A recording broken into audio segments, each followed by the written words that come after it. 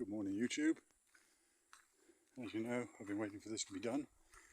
Bought this sidecar several months ago. Of course I wasn't in the country. That's my bike that I always used as just a motorbike. So I had it, took most of the day yesterday, but had this done yesterday by some people down the road that do that sort of thing. And you see now it's fully connected. So you use your grab rail at the back if you have somebody sat on the back. It's all connected by these bars. So you put your suitcase or luggage or shopping there and there. So plenty of storage for when we go shopping in the future.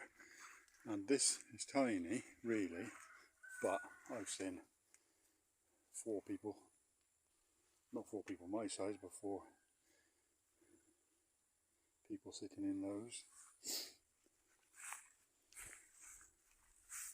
So it's an old one. So if you have that, apparently if you have that on the top, it means it's for private use only. So it's not for using as they normally do for taxis and things. This is our own private one.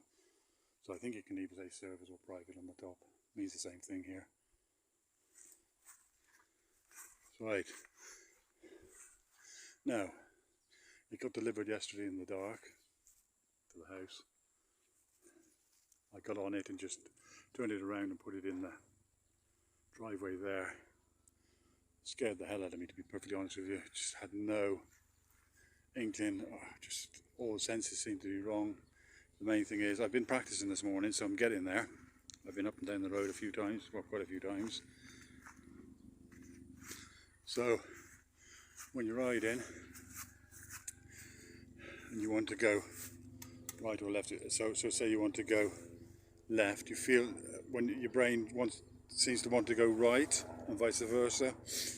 I think I've worked a lot of it is because if you think about it, in England the motorbike would simply be on the other side. We'll have the helicopter go over. Happens once in a blue moon that the helicopter comes over, and that's going to the local Australian run gold mines a few miles that way. So, and every now and then they literally, safest way to do it is they transport their gold with a helicopter. That's what I've been told anyway. Anyway, back to the bike. So yeah, I'm getting used to it. I'm not safe enough to go on the road with it yet. I'm really not. I'm normally pretty confident with everything. I think part of the problem is, I've worked out, as I say, if I was in England, the bike would be on that side, wouldn't it? So, first of all, I'm riding on the wrong side. That's a weird sensation in itself, but I'm used to that. I'm used to driving in Europe all the time, but those were cars and lorries and vans and stuff, so it's a different thing altogether, and easier, and you can get used to it. But because of this, you have a feeling that it would be better if it was a steering wheel. You'd sort of be able to do it better, but obviously you can't. You've got the controls on there, everything. You can't. But you've got to try and get into your head that it is a steering wheel and try and use it like that. So when I first got on it, and I find out you do have to sort of use your body. So say if I've sort of worked out, whether I'm doing this right or not, I don't know, but say I want to turn sharp right, do that, and I sort of lean to the left, if that makes any sense. Turning left's no problem now. Turning right's no problem, and I've noticed you've got to slow down a lot when you come to the corners. But there's a steep hill down there, so the first thing I did this morning, because that's the way the bike was facing when I came out of the driveway, so I wasn't confident enough to turn it around here, so I went down the hill. There's a junction at the bottom there. Turned around very, very slowly and carelessly. A couple of times I wanted to turn it around down there, but didn't think I had enough room to do it. There probably is, and I could do it now, no doubt, but a few hours ago when I started this, I got to the bottom of the hill, eventually managed to turn around, people watching me, which puts you off a bit more, and you have to sort of make a joke about it, you know, but at the same time these jokes are real, that I'm scared. So maybe scared over the top of it, but I mean, if you look here, you don't have control over it. Look there, one hell of a ditch. I mean, break your neck if you fell down in there, wouldn't it? So you've got to be really careful. But coming back, I'll tell you why in a minute, but didn't seem to have the power to come up the hill, and I felt myself going to the right, and I stopped, which was halfway up the hill, and it took a lot of spinning, a lot of getting going again. Another sensation is you feel like, because you're on the motorbike, you feel like you have to put your feet down. Of course you don't, you're sitting in it like a vehicle, like a car, so you keep your feet on the pedals. That takes some getting used to. So what's got to be done now is with this bike, because it's just a normal road bike, it's got normal spokes on it, so they've got to be replaced with reinforced ones. So we're going to get that in the next couple of days. The other main problem is because of the gearing on it, it's meant to go on the roads at higher speeds. Well, higher speeds than a 125 will do, but of course you don't need that. You need more low end, if you like, torque to get up the hills. So that, then the sprocket has to be made larger. So I think he said it's a 43 or 44 now, and he needs to maybe do a 50 or something like that. So that's, I'm not quite sure, but I think it'll have a couple more teeth, one or two more teeth in it. I'm not quite sure. But the man we're going to take it to is just, again, another one just down the road. He'll look into that for us, and he knows his job. So, so it's got the twin suspension on the back of the twin shocks, which is what all bikes over here mainly, a lot of them, when you buy them, they've got those. I was sort of, the suspension was very hard when it was just a motorbike, and I was sort of taking them off, adjusting them and putting them back on again, trying to get the right sort of suspension, if you like, which I had just got about right. But now, of course, they work well, because that's exactly what they're made for, is for using a sidecar. So of course you can see through here, passengers, like I say, through there. That's where you could put shopping and stuff, or luggage, or whatever it might be. So a lot of practice,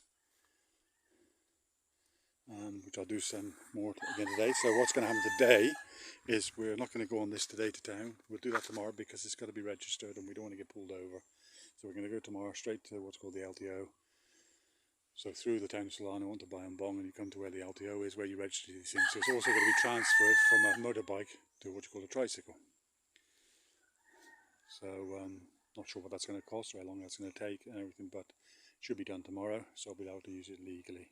At the moment it's okay just round here, because obviously it doesn't matter, but once you head towards town, then you're going to get pulled over, and then they will take them off you if you're not properly registered and everything. You know, there'll probably be a big fine, and they take them off you. And where you go to this LTO, you can see lots and lots of old motorbikes and sidecars where they've been caught, where they weren't registered, and they get confiscated. So I don't want that to happen. So it'll all be done legally tomorrow. Today we're going to go on the scooter, a 150 scooter, which I don't normally like riding. That's why I don't use it anymore. Just not big enough for me and Sally. But we're going to take that today, and we're going to go to town this afternoon, weather permitting, because it was raining all morning, but it's picked up now. And we're going to be going, and I'm going to be going to choose another motorbike, because this is all very well, but I need a motorbike. So anyway, that's it for now.